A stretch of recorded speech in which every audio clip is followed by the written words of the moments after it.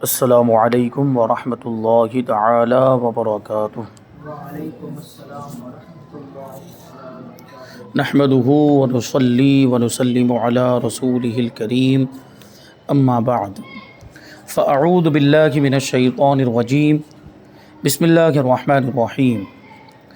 ان اللہ وملائکتہ یصلون علی النبی یا ایہا الذین آمنوا صلوا علیہ وسلموا تسلیما۔ اللہم صلی علی سیدنا و مولانا محمد معدن الجود والکرم وآلہ الکرام وابنہ الکریم وبارک وسلم صلاۃ و سلاما علیک یا رسول اللہ صلی اللہ تعالی علیہ وسلم۔ میلاد شریف منانے کا بیان جاری ہے۔ اس سے پہلے والے 2 درسوں میں میلاد شریف کے تعلق سے بہت سی باتیں، بہت سی اہم معلومات بیان کی گئی اور مخالفین کے اعتراضات اور ان کے جوابات بھی شامل کیے گئے۔ یہاں ایک اور اعتراض کہ 12 ربیع الاول کی لائٹنگ میں بجلی کی چوری اور بہت اونچی آواز سے نعتیں چلا کر دوسروں کو تکلیف پہنچائی جاتی ہے، نیز لنگر اس طرح لٹایا جاتا ہے جس سے رزق کی بے حرمتی ہوتی ہے، لہٰذا جشن عید میلاد النبی نہیں منانا چاہیے۔ یہ بہت سے علاقوں میں بجلی کی چوری ہوتی ہے، ہمارے یہاں پہ تو عام طور پر نہیں ہوتی، لیکن یہ وہ بجلی کے کھمبے میں تار جوڑ لیتے ہیں یا وہ ننگی تار، اس کے اوپر وہ الگ سے تار جو ہے وہ بنا کر اس کو ڈال دیتے ہیں، تو اس طرح بجلی چرائی جاتی ہے۔ تو یہ بجلی چرانا ناجائز ہے، اس کی اجازت نہیں ہے۔ اور اونچی آواز میں نعت شریف بجانے کی وجہ سے اتنی زیادہ اونچی آواز میں نعت شریف بجاتے ہیں کہ جس سے ڈسٹرب ہوتا ہے، بیماروں کو تکلیف ہوتی ہے، گھر میں اگر کوئی سو رہا ہے تو اس کی نیند خراب ہوتی ہے، اس طرح کے معاملات ہوتے ہیں۔ اور یہ چیز ہوتی ہے کہ لنگر یا نیاز وغیرہ یا اس میں جو شیرنی ہوتی ہے اس کو اس طرح لٹایا جاتا ہے کہ اس سے بے حرمتی ہوتی ہے، جیسے جلوس کے اندر ہوتا ہے۔ یہ چیز تو ہمارے یہاں بھی ہوتی ہے کہ جلوس میں وہ ٹرک لے کر نکلتے ہیں، ٹیمپو لے کر نکلتے ہیں، اور اسی میں سے وہ سب شیرنی، چاکلیٹس، بسکٹ وغیرہ وہ سب ایسے پھینکا جاتا ہے، اس کو لٹایا جاتا ہے۔ تو اب ہاتھ میں آ گیا تو ٹھیک ہے، ورنہ وہ زمین پہ گر جاتا ہے، اور زمین پر گرنے کے بعد اس کی بے ادبی ہوتی ہے، بے حرمتی، پھر وہ پاؤں میں آتا ہے۔ تو یہ نیاز کی چیز تو پاؤں میں نہیں گرنی چاہیے، تو یقیناً یہ غلط چیز ہے، ایسا نہیں ہونا چاہیے۔ اور اس پر بار بار علماء جو ہے کہ لوگوں کو نصیحت بھی کرتے ہیں اور لوگوں کو اس سے روکنے کی کوشش بھی کرتے ہیں، اور تھوڑا بہت اس پہ فرق بھی پڑا ہے۔ ابھی اس مرتبہ کے جلوس میں دیکھا گیا کہ اس طرح کی چیزیں تھوڑی کم ہوئی، لوگوں نے لٹانا بند کیا ہے، اب ہاتھ میں دیا جاتا ہے اور اس طرح جو ہے کہ اس کو ادب کے ساتھ تقسیم کیا جاتا ہے۔ تو اگر یہ سدھر جائے تو اور اچھی بات ہے، لیکن سوال یہ ہے کہ اس طرح کے گناہ کے کام ہو رہے ہیں اور اس طرح کے کچھ غلط کام بھی ہو رہے ہیں، جشن عید میلاد النبی میں ہو رہے ہیں، تو اس کی وجہ سے کیا یہ عید میلاد النبی کا جشن ہی بند کر دینا چاہیے یا یہ جلوس کو بند کر دینا چاہیے کیونکہ اس میں غلط کام ہونے لگ گئے؟ تو اس کا جواب فرماتے کہ ایک اصول اور ایک قاعدہ ذہن میں بٹھا لیجئے کہ ناک پر مکھی بیٹھے تو مکھی کو اڑاتے ہیں اور ناک نہیں کاٹتے۔ کیا ہوتا ہے مطلب؟ ناک پر مکھی بیٹھی تو مکھی کو اڑائیں گے، ناک نہیں کاٹ دیں گے۔ تو ناک پہ مکھی بیٹھی کیوں؟ اسی ناک کو ہی اڑا دیتے ہیں۔ تو سمجھ میں آئی بات؟ یعنی عید میلاد النبی تو بہت اچھی چیز ہے، یا عید میلاد النبی کا جلوس نکالنا یہ بہت ثواب کا کام، حضور پاک صلی اللہ علیہ وسلم کی محبت کی علامت اور نشانی ہے۔ اب اس میں خرافات ہونے لگ گئے یا اس میں غلط کام ہونے لگ گئے تو ان غلط کاموں کو روکا جائے گا، ان خرافات کو روکا جائے گا۔ خرافات یا غلط کاموں کی وجہ سے یہ عید میلاد النبی پر ہی پابندی لگا دینا یا جلوس عید میلاد النبی پر پابندی لگا دینا، یہ تو بے وقوفی ہے۔ جیسے یہ مثال ہے کہ ناک پر مکھی بیٹھی تو مکھی کو ہٹایا جاتا ہے، ناک کو نہیں کاٹا جاتا۔ تو یہ بتائیے کہ عین شریعت کے مطابق شادی کہاں ہو رہی ہے؟ شریعت کے مطابق شادی کرنے کا مطلب کیا ہے کہ ایجاب و قبول، مہر کے بدلے میں ایجاب و قبول ہو جائے، ولیمہ کر دیا جائے، یہ گواہوں کی موجودگی میں نکاح ہو جائے، یہ ہو گئی شادی۔ اب اس میں جو کچھ بھی ہو رہا ہے، ناچ گانا ہو رہا ہے، خرافات ہو رہے ہیں، اتنی فضول خرچیاں ہو رہی ہے، رسم و رواج ایسے جو شریعت کے خلاف، اس میں ڈھول تاشے پیٹے جاتے ہیں، غیر محرم عورتوں کا، اجنبی عورتوں کا اجنبی مردوں کے ساتھ اختلاط ہوتا ہے، بدنگاہی ہوتی ہے، برے کام ہو رہے ہیں، بے حیائی کے کام ہو رہے ہیں، یہ سب شادی میں ہو رہے ہیں، لاکھوں روپے اڑائے جا رہے ہیں اس میں، اور ایسے رواج دہیج وغیرہ کے معاملات ہیں۔ تو ان ساری چیزوں کی وجہ سے کیا اب شادی کرنا ہی ناجائز ہو جائے گا؟ یہ کوئی نہیں کہتا کہ شادی کرنا ناجائز ہے۔ تو ان کو کہا جائے جو ہم پر اعتراض کرتے ہیں کہ عید میلاد النبی میں خرافات ہو رہے ہیں، یہ جلوس میں خرافات ہو رہے ہیں تو عید میلاد النبی کو بند کر دینا چاہیے، یہ جلوس کو بند کر دینا چاہیے، تو ان کو پوچھیے کہ کہاں پر یہ بالکل شریعت کے مطابق۔ ہاں ہو سکتا ہے کہ کچھ جگہوں پر یا علماء کے یہاں پر وہ اس کی پابندی کرواتے ہوں کہ شریعت کے مطابق بالکل جو ہے کہ شادی کی جائے اور بے پردگی نہ ہو، بے حیائی کے کام نہ ہو شادی میں، اور غلط رسم و رواج اس میں بیچ میں نہ آنے پائیں۔ یہ کوئی اس کی بہت زیادہ پابندی کرے تو یہ ہو تو سکتا ہے، لیکن اکثر و بیشتر کیا ہوتا ہے، یعنی عوام میں جو شادیاں ہوتی ہے ان کے اندر خرافات ہوتے ہی ہیں، غلط کام ہوتے ہی ہیں شادی، تو کیا شادی کو بند کر دینا چاہیے؟ کیا شادی کرنا ہی چھوڑ دینا چاہیے؟ تو ایسے لوگوں کو کہا جائے کہ شریعت کے مطابق، بالکل شریعت کے مطابق شادی کہاں ہوتی ہے؟ تو کیا کسی نے یہ کہا کہ شادی کرنا ہی چھوڑ دو، کہ اس کی وجہ سے بہت سارے گناہ کے کام ہو رہے ہیں یا اس کی وجہ سے بہت سے گناہ کے کام کرنے پڑ رہے ہیں، تو اس کو کوئی ناجائز نہیں کہتا؟ یعنی وہاں یہ بات کہیں گے کہ شادی میں ہونے والے خرافات کو بند کرو، شادی میں جو غلط کام ہو رہے ہیں وہ بند کرو، وہ شادی کو بند کرنے کا حکم نہیں لگاتے وہاں پر۔ تو یہی قاعدہ جو جشن عید میلاد النبی میں یہ لوگ نافذ کرتے ہیں، یہاں پر یہ قاعدہ لاگو کرتے ہیں کہ خرافات ہو رہے ہیں، گناہ ہو رہے ہیں، تو جشن عید میلاد النبی کو بند کر دو، تو شادی کو بھی بند کروائیں اسی قاعدے کی روشنی میں؟ نہیں کروائیں گے وہاں پہ، ورنہ اولاد کا سلسلہ کیسے آگے بڑھے گا؟ یہ معاملات ہیں۔ تو وجہ کچھ اور ہے، ان کو عید میلاد النبی سے چڑ ہے۔ تو فرماتے ہیں کہ جب ہم جشن آزادی مناتے ہیں، 15 اگست کو جشن آزادی مناتے ہیں، پاکستان میں 14 اگست کو منایا جاتا ہے، تو 15 اگست کو یا جو پاکستان کے اعتبار سے دیکھیں 14 اگست کو جشن آزادی مناتے ہیں، تو کوئی اس سے منع نہیں کرتا کہ جشن آزادی نہ مناؤ۔ پھر آخر جشن عید میلاد النبی صلی اللہ علیہ وسلم اس سے ہی کیوں پریشانی ہوتی ہے؟ کہیں مسئلہ کچھ اور تو نہیں؟ کیونکہ جشن آزادی میں بھی یعنی جو وہ آزادی کا جشن منایا جاتا ہے تو اس میں بھی تو بہت سارے خرافات ہوتے ہیں۔ وہ جشن آزادی میں ناچ بھی ہوتا ہے، ڈانس ہوتا ہے، گانے، میوزک وغیرہ سب کچھ ہوتا ہے اس میں۔ اس کے باوجود کوئی یہ کہے گا کہ جشن آزادی کو بند کر دو، اور یہاں تو کسی کی ہمت ہی نہیں ہوگی کہ گورنمنٹ پہ فتویٰ لگائے، حکومت پہ فتویٰ لگائے، اس کی خود کی واٹ لگ جائے گی۔ تو یہ اصل میں دیکھیے عید میلاد النبی یہ حضور پاک صلی اللہ علیہ وسلم سے یہ تہوار نسبت رکھتا ہے، اور یہ محبت والوں کا تہوار ہے، یہ عاشقوں کا تہوار ہے۔ اب جس کے دل میں عشق رسول ہوگا اس کو یہ تہوار اچھا لگے گا، اور جس کے دل میں عشق رسول نہیں ہے یا اندر کچھ گڑبڑ ہے، دل کی بیماری ہے یا دل کے اندر اناد چھپا ہوا ہے، دشمنی چھپی ہوئی ہے، تو اس کو یہ تہوار اچھا نہیں لگے گا۔ الحمدللہ ہم عاشقان رسول ہیں، ہم حضور پاک صلی اللہ علیہ وسلم سے محبت کرنے والے لوگ ہیں، ہمیں عید میلاد النبی کا تہوار بہت اچھا لگتا ہے، بلکہ ہمارے نزدیک تو یہ جو عید ہے یہ ساری عیدوں کی عید ہے، دوسری عیدیں بھی ہمیں اسی عید کے صدقے میں ملی ہے، تو ہم تو منائیں گے۔ ہم یہ عید میلاد النبی کا تہوار ہم خود بھی منائیں گے، اللہ ہمیں توفیق دے، ہم اپنے بچوں کی بھی ویسی تربیت کریں گے کہ ہمارے بچے نسل در نسل قیامت تک عید میلاد النبی مناتے ہی رہیں گے۔ ہم اپنے بچوں کی بھی ویسی تربیت کریں، اور ہم ان کو بھی یہ کہہ کر جائیں، نصیحت کر کے جائیں کہ وہ بھی اپنے بچوں کی ایسی تربیت کریں کہ وہ عید میلاد النبی مناتے رہیں۔ تو اس طرح جو ہے کہ یہ سلسلہ انشاءاللہ قیامت تک چلتا رہے گا۔ اللہ تبارک و تعالی ہمارے ایمان کی بھی سلامتی عطا فرمائے اور ہماری نسلوں کے ایمان کی بھی سلامتی عطا فرمائے۔ آگے سوال ہے کہ میلاد شریف منانے سے کیا برکتیں حاصل ہوتی ہیں، کیا برکتیں نصیب ہوتی ہیں؟ جواب، جشن میلادت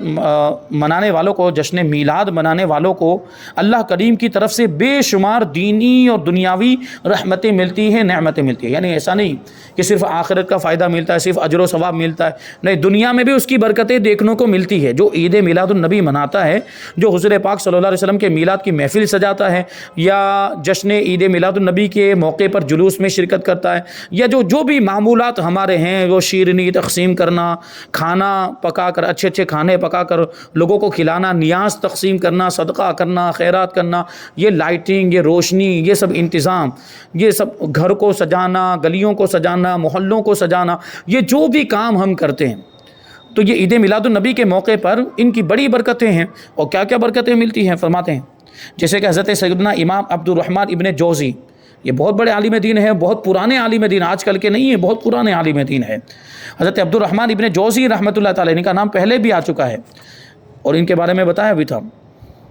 عبد الرحمن ابن جوزی تقریباً 850 سال پہلے کے بزرگ، کتنے سال پہلے کے؟ 850 سال پہلے کے بزرگ ہیں حضرت علامہ عبد الرحمن ابن جوزی رحمۃ اللہ تعالیٰ علیہ، اور یہ بڑے معتبر بزرگ ہیں، بڑی معتبر شخصیت، یعنی ہماری کتابوں میں بھی ان کے حوالے ملتے تو مخالفین کی کتابوں میں بھی ان کے حوالے ملتے۔ یہ بہت بڑے محدث گزرے ہیں، یعنی حدیث کے ماہر گزرے، علم حدیث کے ماہر گزرے، حدیث بیان کرتے تھے، سند کے ساتھ بیان کرتے تھے۔ یہ حضرت عبد الرحمن ابن جوزی رضی اللہ تعالیٰ عنہ یہ فرماتے ہیں کہ جشن ولادت پر فرحت و مسرت کرنے والے کے لیے، یعنی خوشی کا اظہار کرنے والے کے لیے، یہ خوشی جہنم سے رکاوٹ بنے گی۔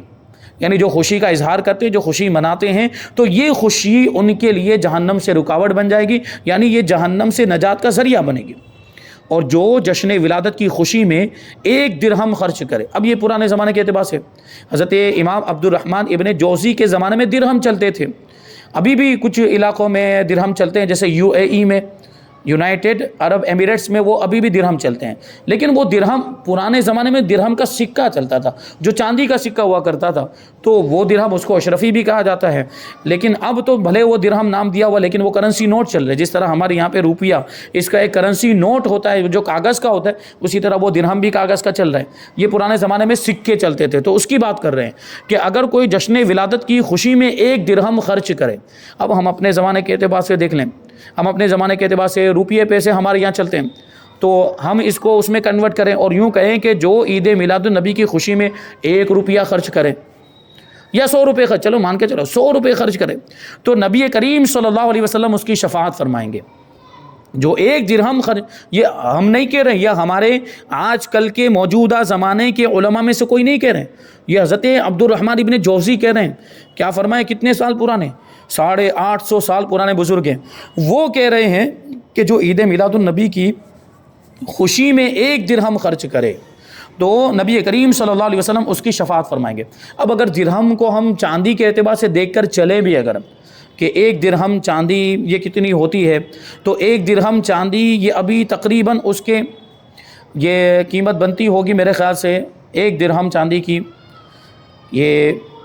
10 درہم جو چاندی ہوتی، 10 درہم جو وہ 33 گرام کے برابر ہوتی ہے۔ 10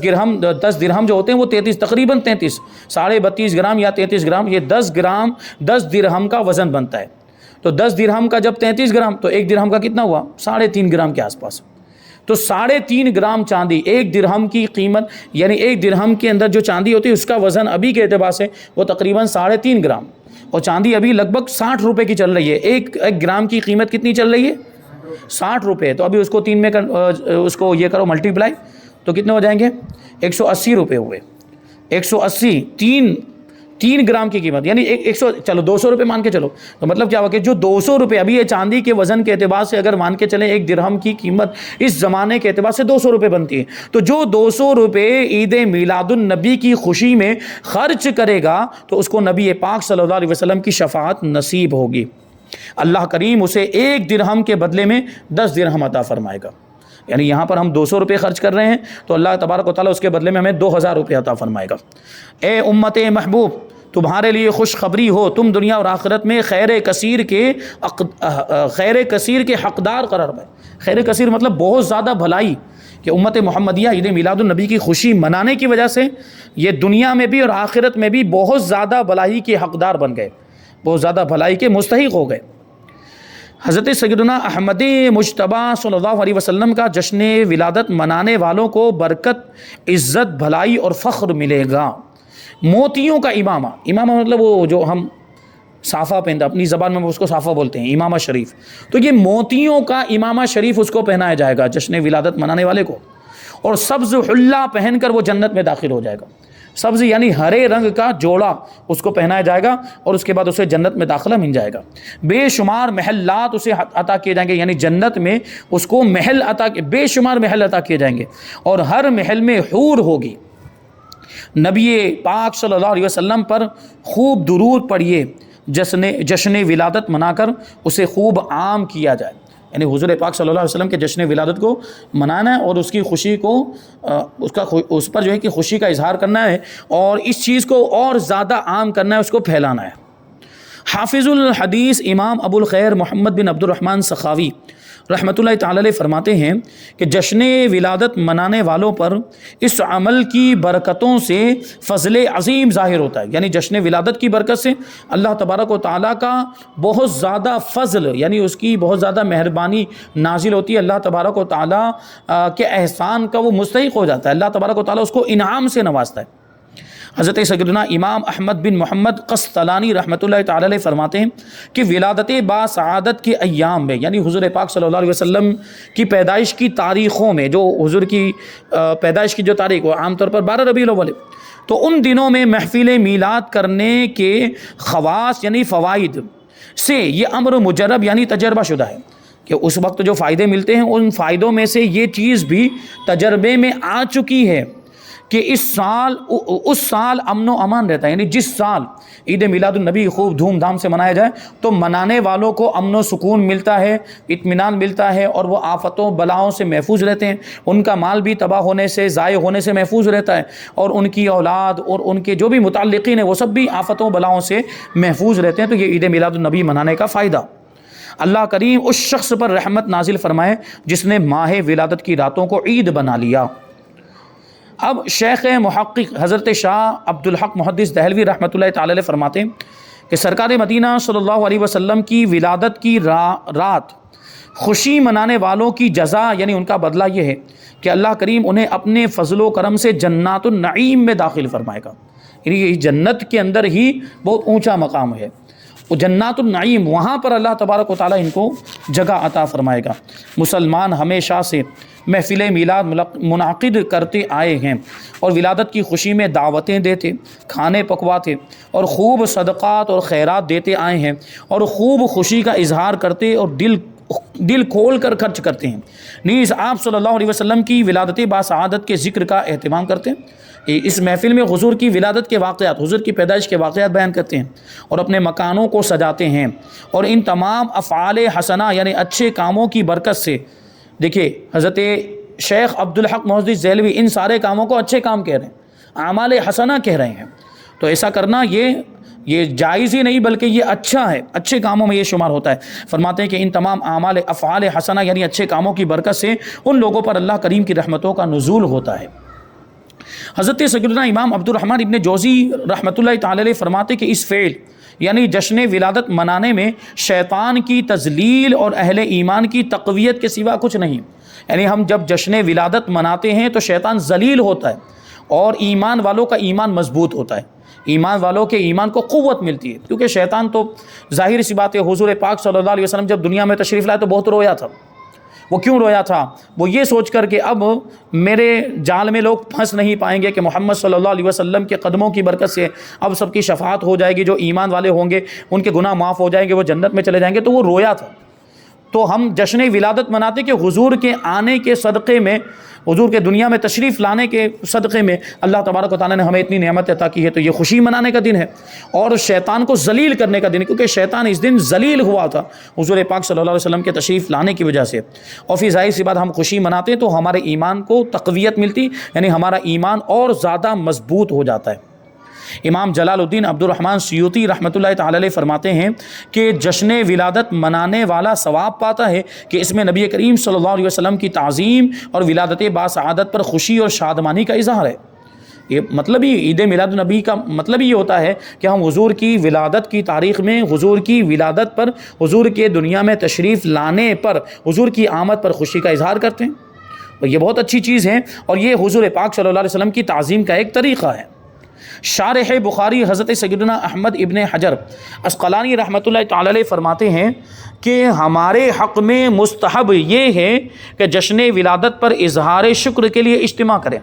یعنی اللہ تبارک و تعالیٰ نے اتنی بڑی نعمت ہمیں عطا کی ہے، حضور پاک صلی اللہ علیہ وسلم اللہ تعالیٰ کی سب سے بڑی نعمت، تو اس پر ہمیں اللہ تعالیٰ کا شکریہ ادا کرنا چاہیے۔ تو شکر ادا کرنے کا طریقہ بتا رہے ہیں کہ حضور پاک صلی اللہ علیہ وسلم کے ذریعے اللہ تبارک و تعالیٰ نے جو ہم پر احسان کیا، اس کے شکر ادا کرنے کا طریقہ یہ ہے کہ اجتماع کریں، یعنی محفل کا انعقاد کریں، محفل میلاد شریف یہ منعقد کی جائے، اس میں سب لوگوں کو بلایا جائے اور پھر کھانا پکوایا جائے اور کھانا کھلائیں، جو بھی محفل میں حاضرین آئیں ان کو کھانا بھی کھلایا جائے، اور اسی طرح دیگر نیکیاں اور اظہار مسرت اور سرور بجا لائیں، یعنی